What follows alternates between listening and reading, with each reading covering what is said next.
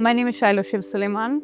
I'm half Hindu, half Muslim. I'm the daughter of Suleman. For me, actually, being half Hindu, half Muslim is a very big part of my practice because growing up with, in a sense, a plurality of faiths, I had to choose. And in being able to choose, I was able to look at both parts of my spiritual and religious lineage and find, I think, God and the goddess in both parts of my lineage. So for me, my art making process is very much a form of worship. I treat each of the pieces that I make as a sacred object. I think before galleries, before museums, there was only spiritual practice. There was only art as a way of understanding the formless through form. And so through my work, I embrace the formless through form. Well, growing up with a single mother, you can't help but recognize the magic and the possibility of the divine feminine. But aside from that also, it's a tremendous privilege to grow up in a country like India where love is a form of worship. You know, all of our gods and goddesses are in love with each other. And the feminine, in all her soft power, in all her nuances, in all of her 1008 names, is revered, is honored, is worshipped in all of the different manifestations that she comes with. The word Shakti actually means to be able. And for me as an artist, I feel like when I'm in creative flow or when I'm in relationship with creative spirit, I'm actually able to create, I'm able to speak, able to have a conversation with that invisible world. So I would say all of my work is definitely an ode to the feminine, a remembrance of the feminine, and simultaneously also a reclamation of love. I've seen enough magic to know that it exists, and I think again, growing up in a space like India, you can't help but encounter magic every day, on every street corner, and every diya, and every offering of flowers left on the side of the street. I actually am these days even taking it a step further, where I'm starting to think a lot about divine realism. Like maybe the gods and the myths are trying to live through us, and all we are is just mediums for forces that are much, much bigger than us.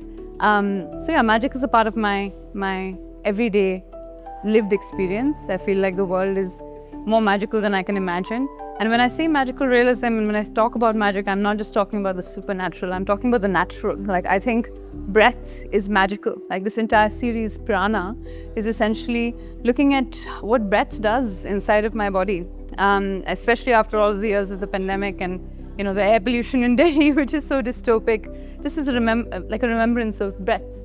So for me, I think I find magic in the ordinary, in the everyday, in the natural, and that's supernatural. I will choose to make a series of paintings, and then what chooses me is different, and I have to completely change everything.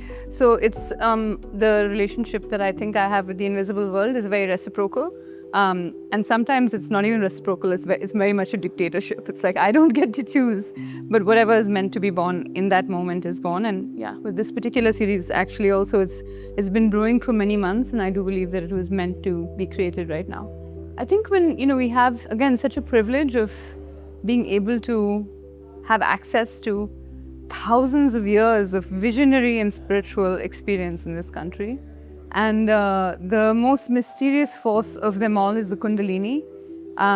They say that there's a serpent that lives inside all of our spines that somehow, sometimes by mistake, you can accidentally awaken. And very much the goal of a lot of yogic practice is Kundalini awakening, the awakening of the divine within our bodies. And with this entire series, Prana, I'm looking at yogic themes, essentially. So there's one piece which is called Ida, which is, they say that there's one river in our body, which is lunar, made of silver, and it's feminine. And they say that there's another river in our body called Pingala, which is solar and masculine. And somewhere in between, where the two of them meet, is the Kundalini, is Sushumna, the meeting of gold and silver, masculine and feminine, death and life, trauma and transcendence. And so through this series, I'm kind of looking at the relationships between these vast and invisible themes and then what's visible, which is my very finite body. Yeah. Again, the color palette I often believe chooses me, like it's what colors need to be expressed through the painting. And with this particular one, it's fresh. It's like what's very real to my art practice is I feel like I'm honoring and sometimes channeling the depth of, let's say, a Mirabai, but in this like pop, crazy sort of way.